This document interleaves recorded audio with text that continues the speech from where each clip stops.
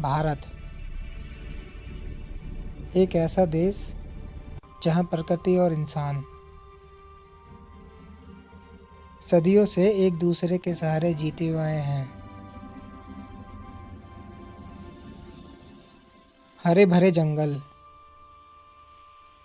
बहती नदियां और समय समय पे आने वाला मानसून, यही भारत की पहचान रहे। लेकिन आज यह प्राकृतिक संतुलन धीरे धीरे टूटता हुआ दिखाई दे रहा है। जलवायु परिवर्तन एक ऐसा संकट जो अचानक नहीं आया, बल्कि चुपचाप हमारी धरती और जिंदगी बदलता चला गया। धरती का तापमान लगातार बढ़ रहा है। इसकी सबसे बड़ी वजह है वातावरण में बढ़ती ग्रीन हाउस गैसें। जब ये गैसें सूरज की गर्मी को बाहर जाने नहीं देती हैं, तो धरती और गर्म होती जाती है। इसको कहते हैं ग्रीन हाउस प्रभाव। और इस बदलाव के पीछे सबसे बड़ा कारण है इंसानी गतिविधियां। भारत में जंगलों को धरती के फेफड़े कहा जाता है, लेकिन ये फेफड़े तेजी से कमजोर हो रहे हैं। लाखों हेक्टेयर जंगल काटे जा चुके हैं। हर कटता पेड़ वातावरण में और ज्यादा कार्बन छोड़ता है। जब जंगल खत्म होते हैं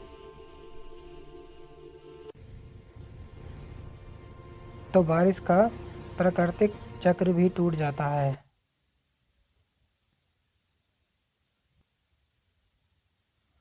मानसून, जो कभी भारत की ताकत था, आज सबसे बड़ी चिंता बन चुका है।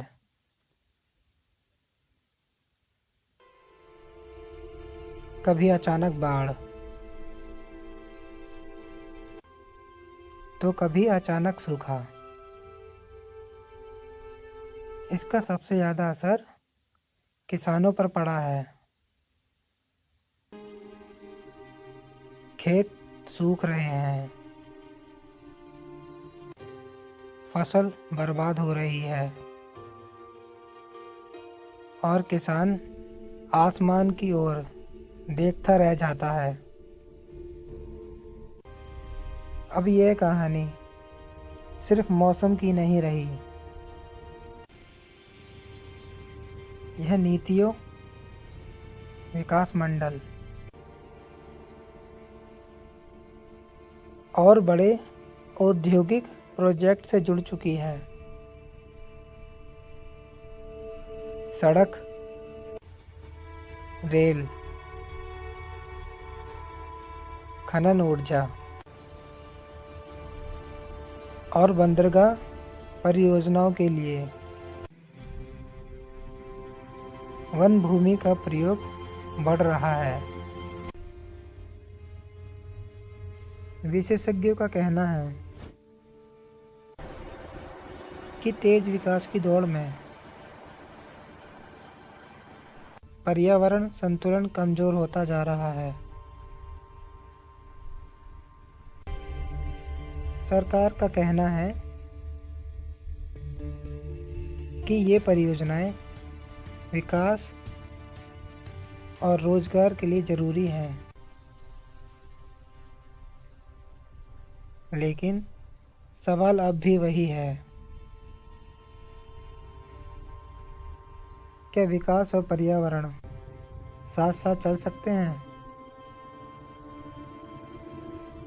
जंगल कटते हैं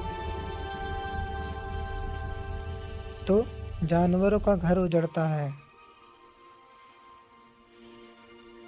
वे शहरों की ओर बढ़ते हैं।